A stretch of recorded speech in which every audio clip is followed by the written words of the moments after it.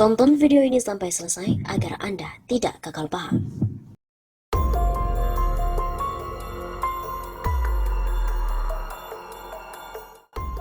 Wah, ex-pejabat Solo buka-bukaan kasus dugaan korupsi di era wali kota Jokowi.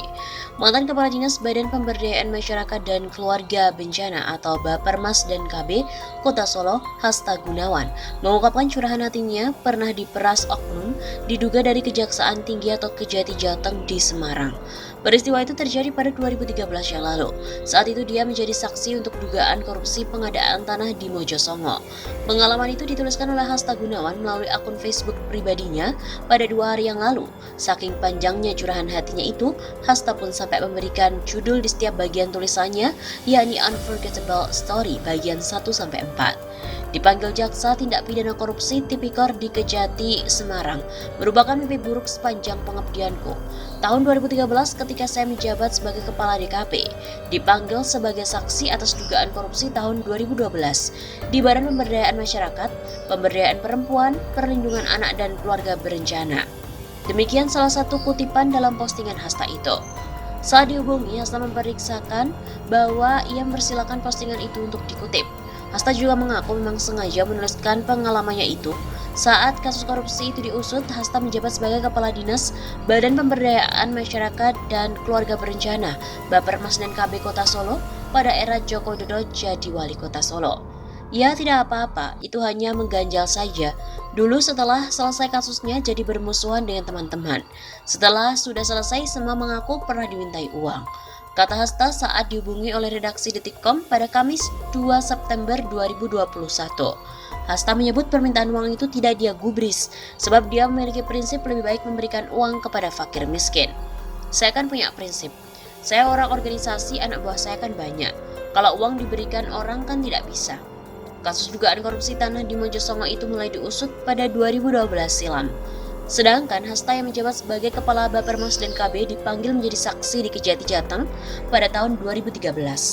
Maksud saya dari tulisan saya adalah cerita asli saya, agar pimpinan penegak hukum itu memperhatikan anak buahnya. Hasta juga mengungkap permintaan oleh oknum jaksa tersebut dilakukan secara terang-terangan. Salah satunya ketika ada oknum Kejati Jateng yang hendak ke Pacitan dan sempat memintai uang saku. Itu vulgar. Pernah menunggu di Nonongan Jalan Gatot Subroto Solo, dimintai uang di situ. Dia berhenti di sana keluar. Aku sama anak bosku mau ke Pacitan, mana uangnya? Kenang Hasta. Saya tidak mau memberikan. Orang sudi, orang ngajak ke kanca. Tegas Hasta. Hasta mengungkap peristiwa itu membuatnya stres berat selama berbulan-bulan.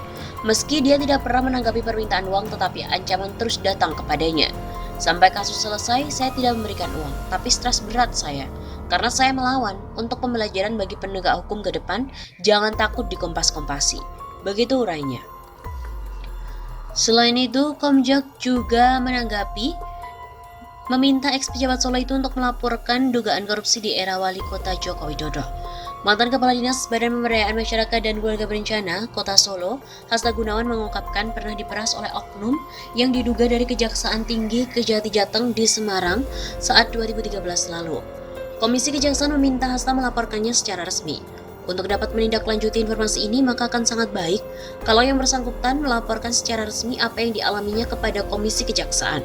Ujar Ketua Komisi Kejaksaan Barita Simanjuntak pada wartawan pada Kamis 2 September yang lalu. Kami juga memerlukan data, keterangan dan juga informasi yang sangat penting untuk menindaklanjuti proses ini. Ketentuan mengenai substansi laporan dapat dilihat dalam website Komisi Kejaksaan RI yang telah diatur dalam Peraturan Komisi Kejaksaan RI tentang tata cara penanganan laporan pengaduan masyarakat Komisi Kejaksaan dan syarat penanganan laporan pengaduan di pasal 6. Komisi Kejaksaan disebut juga menerima setiap pengaduan masyarakat yang berkaitan dengan perilaku jaksa maupun pegawai kejaksaan. Barita juga mengatakan pihaknya memiliki kewenangan untuk menindaklanjuti laporan tersebut. Tentu saja setiap informasi dan laporan pengaduan masyarakat berkaitan dengan kinerja dan perilaku jaksa serta pegawai kejaksaan di dalam dan di luar tugas kedinasan menjadi ranah dari tugas pengawasan dan pemantauan Komisi Kejaksaan sesuai dengan Peraturan Presiden Nomor 18 Tahun 2011. Komisi Kejaksaan juga memiliki kewenangan untuk menindaklanjuti laporan pengaduan masyarakat itu. Begitu kata Barita. Diketahui bahwa mantan Kepala Dinas Bapermas dan KB Kota Solo Hasta Gunawan mengungkapkan curahan hatinya pernah diperas oleh oknum yang diduga dari Kejati Jateng di Semarang. Peristiwa itu terjadi pada 2013 silam saat dia menjadi saksi dugaan korupsi pengadaan tanah di Mojosongo. Pengalamannya itu dituliskan oleh Hasta melalui akun Facebook pribadinya pada 2 hari yang lalu. Saking panjangnya curahan hati itu sampai memberikan judul di setiap bagian tulisan, yakni dengan Unforgettable Story bagian 1 sampai dengan 4.